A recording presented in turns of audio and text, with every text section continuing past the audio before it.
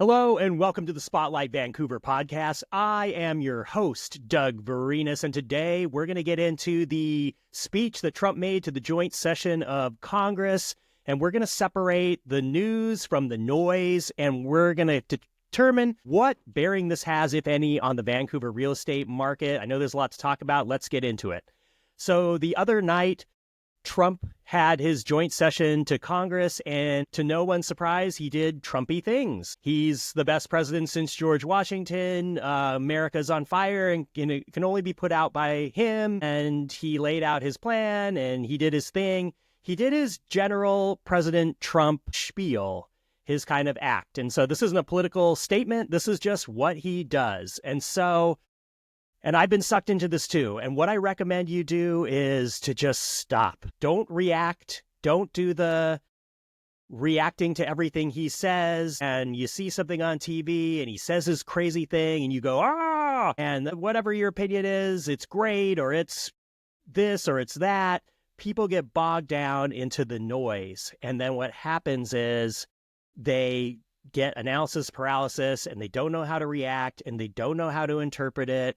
When there's things to interpret and there's things to pay attention to for sure, but all the bellicose statements and the grandstanding is just, I look at it as like an act, and that's his thing, and you got to read between the lines, but the first thing you got to do is just take a breath and try not to react to all that stuff. I mean, have an opinion about it, but don't let it affect your decision-making process.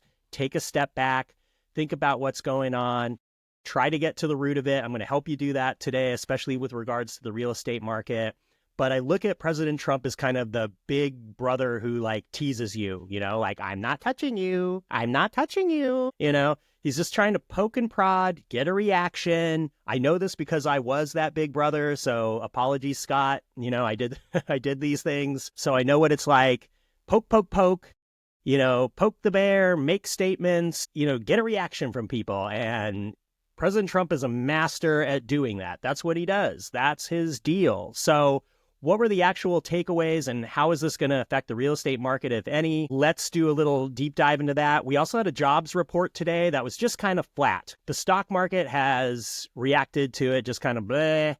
It was down earlier. It's been down the last couple of days. This is not financial advice, but I'm definitely, buying this dip a little bit at a time, buying it on the way down, monitoring it because I do think it's a tremendous opportunity long term. If that's what you're interested in, that's what you do. I'm looking at investing right now. And so what actually came out of that speech that was interesting was basically, it's this theme of returning manufacturing to the States. And I think that's really what it is. Like during the COVID, we had the infamous supply chain disruption stuff, and you couldn't get anything, and you couldn't get medicine and products and this and that. And so I think strategically, one of the takeaways from his speech was that I think through these tariffs, he's looking to build that American manufacturing base and to make that supply chain a little more local. And I think that strategically could be a good idea, given that, we do depend on foreign countries quite a bit, especially China and,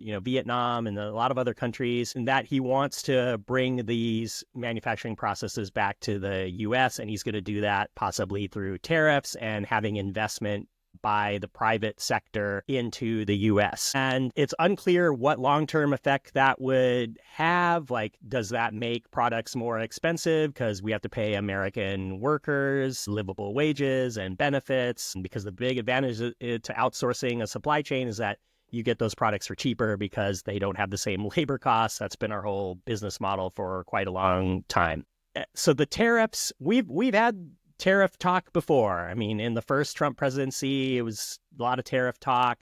It sort of basically came to nothing. And so I am giving the chance of the tariffs actually happening at like a coin toss, basically. And at the end of the day, I think they're more of a bargaining chip. And they do get a reaction from the countries that he threatens tariffs on. So Canada and Mexico, we've seen them sort of capitulate early on in the Trump presidency when he's mentioned tariffs. I think overall, those countries have more to lose than we do. The smaller countries that do business with us with those tariffs are going to be hurt more, is my opinion. And I think that's what would happen. I'm not as sure with China because we do rely on them quite a bit for a lot of our manufacturing needs. Unclear, but what is clear is that we don't know if they're going to happen, and this could be a huge bluff. So I think what would happen if we did see those tariffs and they went on is the price of certain goods would rise, and that would include home manufacturing supplies like lumber, flooring, whatever is used to build a house.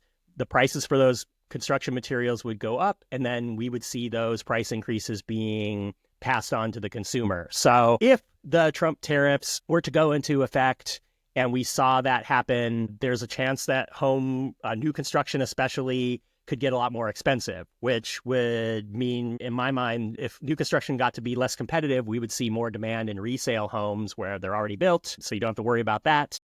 And so I think it would mostly affect new construction. And of course, if people had to pay more for certain goods, just from a consumer perspective, they might be less willing to buy a home, which could drive prices down.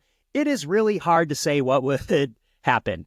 Theoretically, price of new construction would go up if the cost of tariffs were passed to those builders. Again, not sure this is even going to happen. Could be a big nothing burger and a lot of noise. So my advice again is to ignore the noise. Let's look at some data.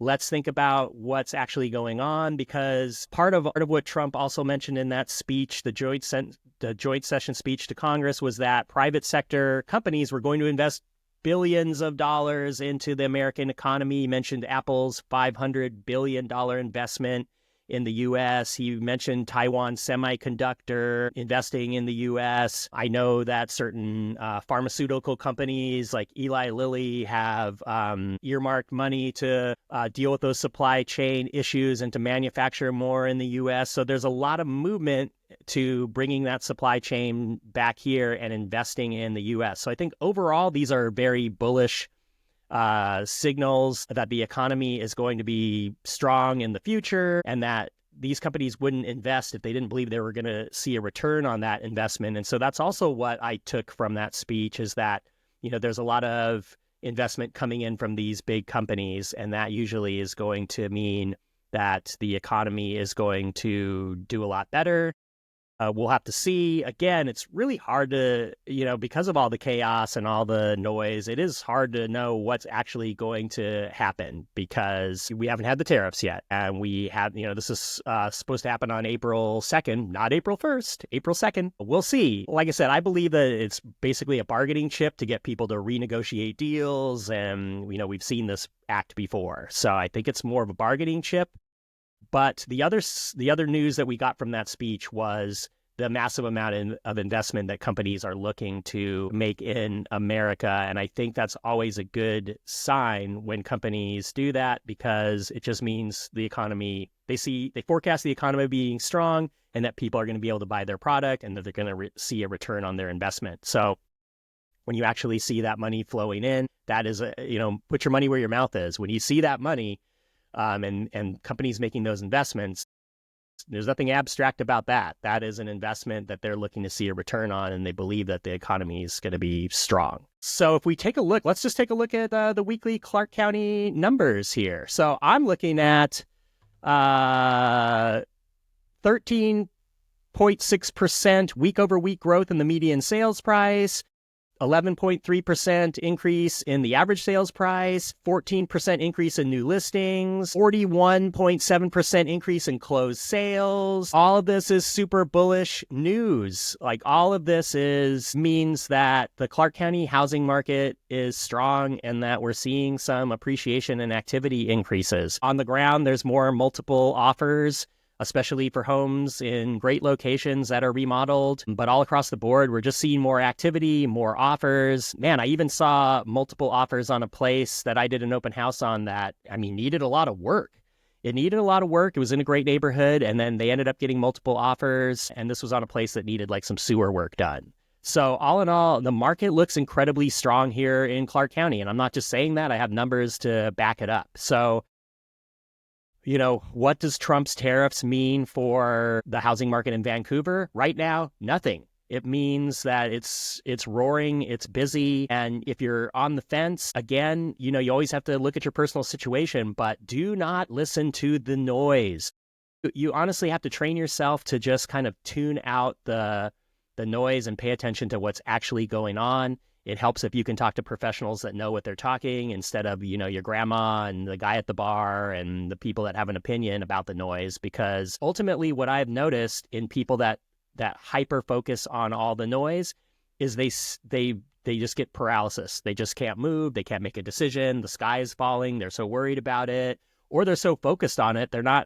They lose track of their own situation and what they can control. And so they're really hyper-focused on all the pomp and circumstance that we've seen since Trump retook office.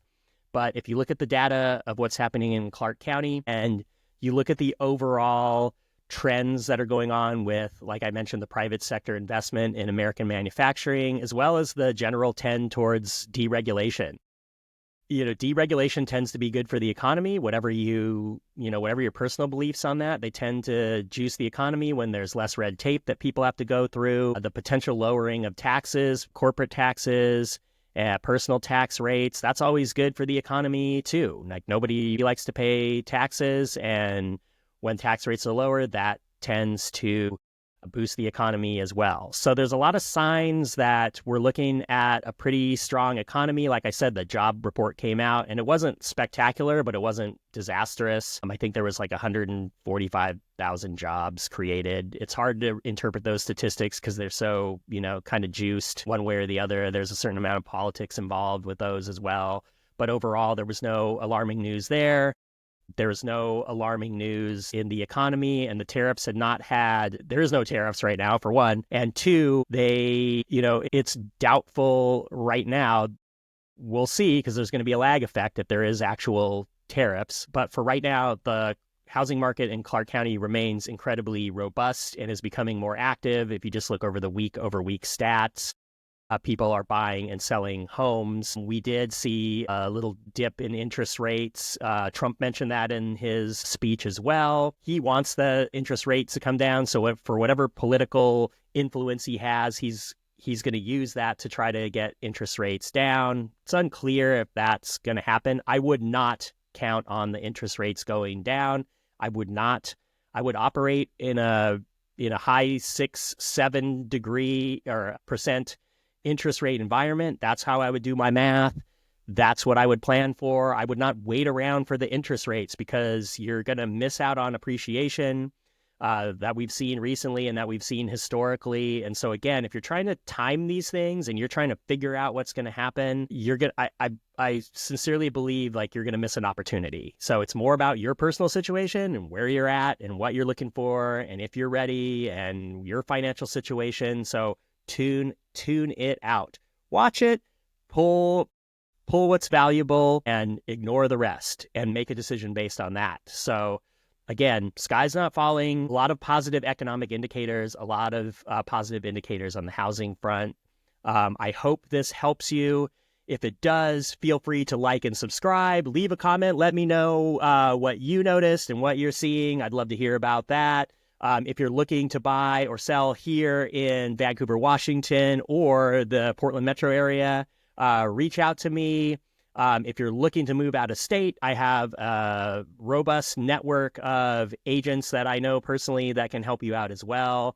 And so definitely get in touch with me about that. And I hope this really helps. Again, I've had to do this myself and kind of make this into a practice, but just to take a deep breath and just try to ignore the bellicose rhetoric, focus on what's actually going on, and you'll be a lot less stressed out and you'll be able to make better decisions. So I really hope this helps, and I hope you're doing well, and I'll catch you on the next episode. Take care, everybody.